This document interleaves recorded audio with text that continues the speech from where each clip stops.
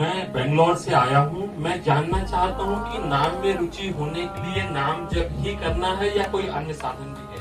हाँ, उसमें अन्य उसकी उत्साह वर्धन के लिए सबसे प्रधान साधन है सत्संग।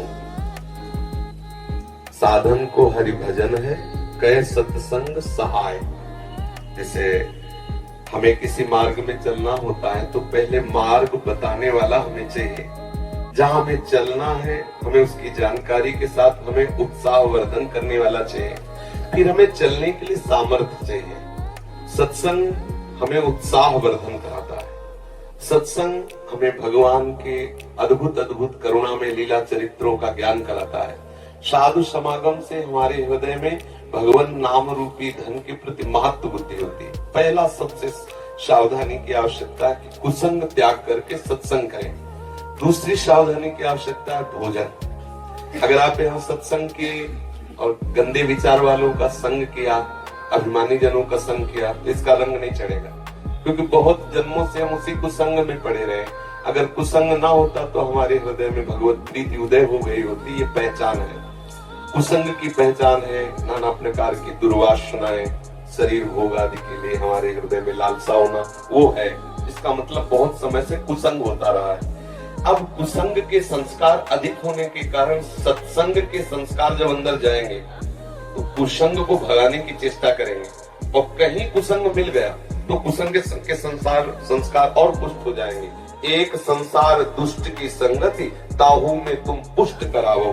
विनती करो सकल धर्मिंसो, धर्मी हुए दिन नाम धराओ। सेवक जी कह रहे हो, वैसे संसार में दुष्ट स्वभाव की बढ़ोतरी है, और यदि तुम दुष्ट स्वभाव वाले लोगों से मिलते रहे तो तुम्हारा दुष्ट स्वभाव पुष्ट हो जाएगा।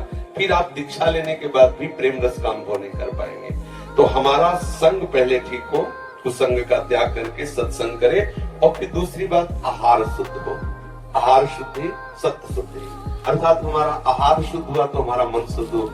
ऐसे ग्रामीण भाषाओं में कहते हैं, जैसा खाओ अन्न वैसा बने मन, जैसा पियो पानी वैसी बने वाणी। ऐसे गांव में भी ऐसे चर्चा होती है। तो हमारा अन्न ठीक होना चाहिए, भोजन ठीक होना चाहिए। सात्विक भोजन भगवान को अर्पित करके, प्रियालाल को अर्पित करके पाया जाए। साधु समागम किया जाए, शास्त्रों का स्वाध्याय किया जाए। भगवान शंकराचार्य जी ने साधन पंचक का दान किया है। उसमें से आगे आगे के 5 शब्द हम बताते हैं। पहला है वेदो नित्य मधीयताम, दूसरा है संगा सत्सु निधीयताम, तीसरा है महावाक्यार्थस्य विचारिताम, चौथा है क्षुद्र व्याधि चिकित्सिताम, पांचवा है एकांते सुखमाश्रिताम तथातो ब्रह्म जिज्ञासा।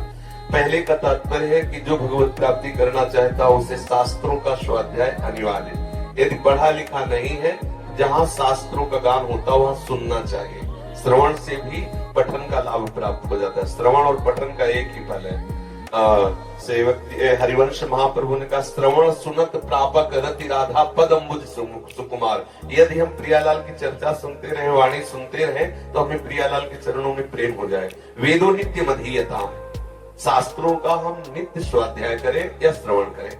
संगा सत्सु विधीयताम, हम संग करें तो महापुरुषों का संग करें, जिनके संग से हमारे अंदर के विकार मिट जाए, जिनके संग से प्रभु प्यारे लगने लगे, जिनके संग से हमें संसार के भोग के प्रति हे बुद्धि हो जाए, ऐसे संतों का हम संग करें। और महावाक्यार्थस्य विचारिताम, जो महापुरुषों ने अनुभव किया है, वो जो वचन बोलते हैं। वैसे यहाँ महावाक्य का तात्पर्य तो अहम ब्रह्मास्मादि से है, लेकिन हम उसको इस रूप में लेते हैं कि जो संत महापुरुषों ने जीवन में अनुभव करके और वो शास्त्रों का सार वाक्य बोलते हैं, विचारिताम, वाक्यार्थस्य विचारिताम, हम उनके वाक्यों के अर्थ का विचार करें। जो संत जन कहते हैं उस विचार में डूबे, उसे आचरण में उतारे। फिर बात कही, क्षुद्र व्याधि चिकित्सिताम, क्षुधा रूपी व्याधि की चिकित्सा करें। देखो कैसी बात है, चिकित्सा औषधि रूप में होती है। भिक्षान्नम औषधम, यदि वैरागी है तो भिक्षा का अन्न, और गृहस्थी है तो सत धर्म से कमाए हुए धन के द्वारा भगवद अर्पित करके अतिथि साधु सेवा करके फिर अपने उदर का पोषण करें। एकांत सुखमास्यताम, अपनी दिनचर्या में कुछ ऐसा समय होना चाहिए एकांत में बैठ करके हम अपने आराध्य देव का बिल्कुल व्यवस्थित चित्त होकर के चिंतन करें। व्यग्र चित्त होकर नहीं, शांत चित्त होकर प्रभु का चिंतन। ऐसी दिनचर्या होनी चाहिए। अगर ऐसी दिनचर्या है तो नाम में रुचि हो जाएगी। खान पान ठीक हो, संग ठीक हो, विचार ठीक हो, आचरण ठीक हो, तो रोज नाम में उत्साह बढ़ता चला जाएगा। अब एक मटकी में चाहे जितना पानी भरो, थोड़ा सा छेद कर दो तो भरेगी नहीं, खाली होती चली जाएगी। ऐसे ही अगर थोड़े से गंदे आचरण, थोड़ा सा असाधन, तो हम नाम जब करते हैं वो भरता नहीं है नाम का भाव, वो धीरे धीरे निकलता रहता है। बहुत समय व्यतीत हो जाता है, फिर हमें अश्रद्धा होने लगती है कि यार नाम जपने से कुछ लाभ तो मिला नहीं, अभी वही विकार बने हैं, अभी वही वासना है। सुनते थे नाम में आनंद मिलता है, लेकिन आनंद तो मिला नहीं। नाम आनंदमय है, पर उसके साथ जो हमें परहेज करना है वो हम कर जाए तो बहुत जल्दी लाभ प्राप्त हो जाएगा। धीरे धीरे धीरे धीरे नाम का प्रभाव ऐसा चढ़ेगा कि जिभ्या को और कुछ अच्छा ही नहीं लगेगा। ये जो सतरस आदि व्यंजन है बिल्कुल अच्छा नहीं लगेगा। देखो, जिसको सांप काटता है ना गाँव में, उसे नीम की पत्ती खवाई जाती है पहचान करने के लिए जहर चढ़ गया कि नहीं।